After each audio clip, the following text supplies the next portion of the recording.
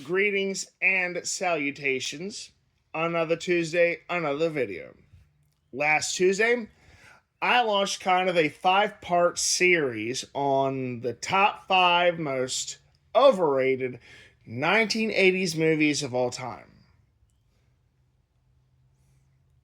I kind of thought about it and I thought, just stick to 5. It seems to be a good round number since how many 80s movies they're so fondly remembered. Part 1 was The Goonies. Part 2, the Back to the Future franchise. And I kind of open it up with this. Why can't we just rename the whole franchise Marty's Fuck Up?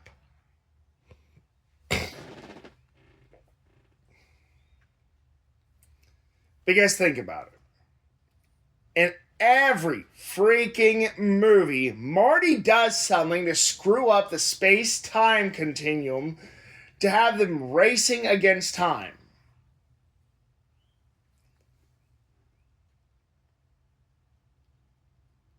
Part 1. Marty accidentally interferes with his parents' meeting and falling in love. So what does he have to do?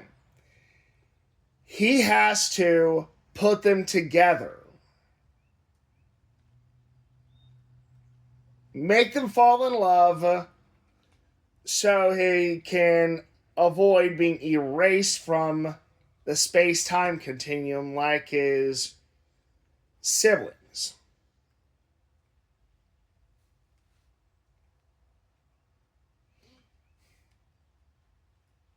And find a way to the future. Now, granted, him ending up in the past is more Doc Brown's fault than anything else. And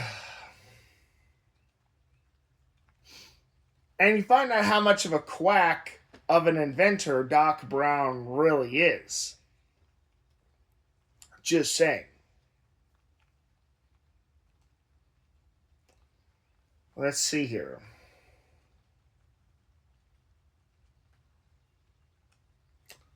Part 2. We all remember this one, don't we, folks? The book. I can't remember if it's an almanac or something, but basically,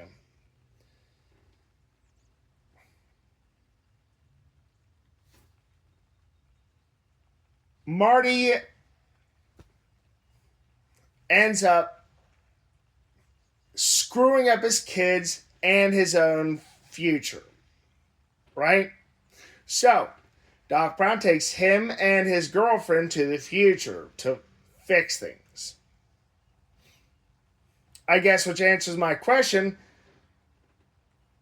But, you gotta think about it a bit. Since he meddled in the time-space continuum, so we never really will know, will his life have been truly better without time travel ever existing? I digress. So, alright. So, Marty buys a book, it's like an almanac or something of his time period. Doc Brown gives him a lecture, he throws it away. What happens? Old Biff gets a hold of it and takes a joyride in their time machine, gives it to his past self, and thus changes the future. What happens? They have to go back to the past to get the almanac, which sends Doc Brown inadvertently into the past further.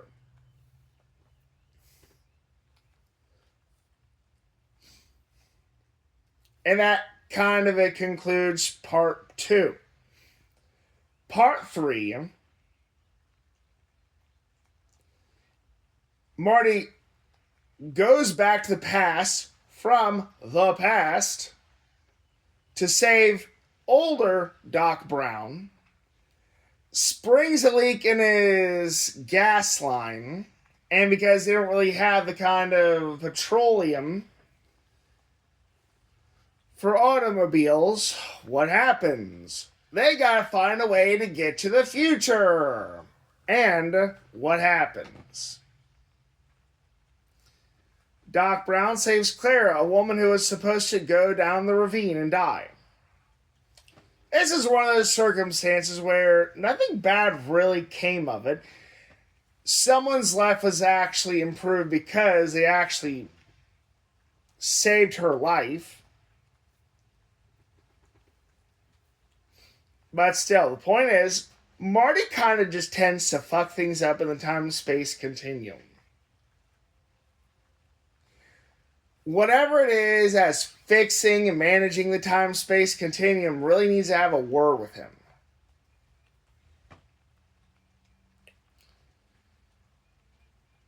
And parts 1, 2, and 3 are kind of also my problem. They intended to make this a multi-part movie from the beginning. And worse yet, they filmed 2 and 3, as I recall hearing, simultaneously. Thus, apparently, might have potentially leading to some problems. I can't believe they ever thought it was a good idea to film multiple parts of the same freaking franchise at the same time.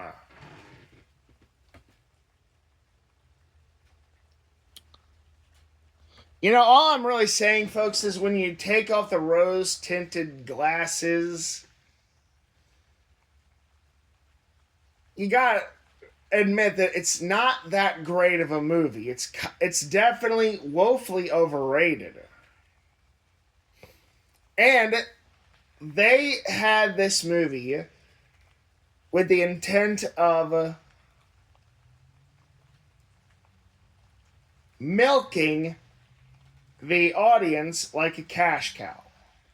Absolutely disgusting. And really, if I wanted to, I'd probably make a video on why stuff like this is bad for capitalism. And maybe I'll do that one day. Who knows? Because I think there's a lot in that I could definitely talk about and the stuff I like most. You know, Magic the Gathering, video games, movies.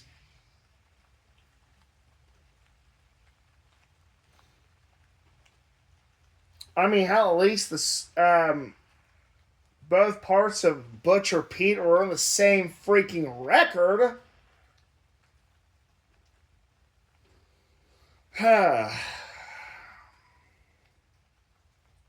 So, okay, what are some good points, though, right? The special effects were incredible for their time. Especially for what they did to get these movies going.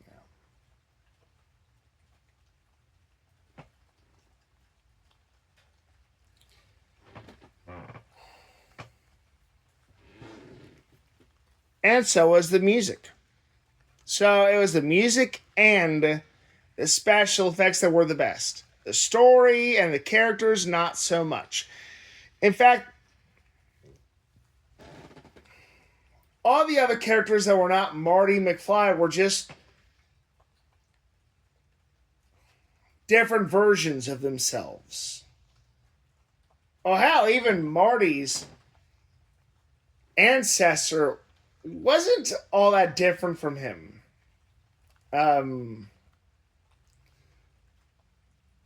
Outlaw Biff was pretty identical to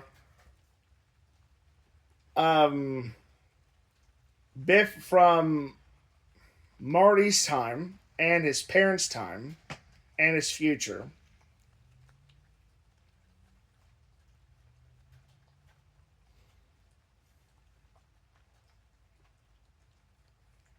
In fact, I gotta be honest, I think the biggest atrocity here is that the girlfriend really didn't get as much time as she deserved.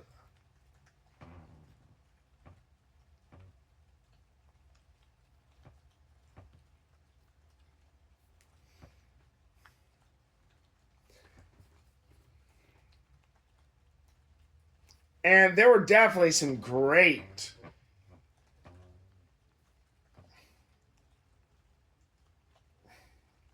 female adjacent characters in the 80s. That might be another topic worth considering for movie.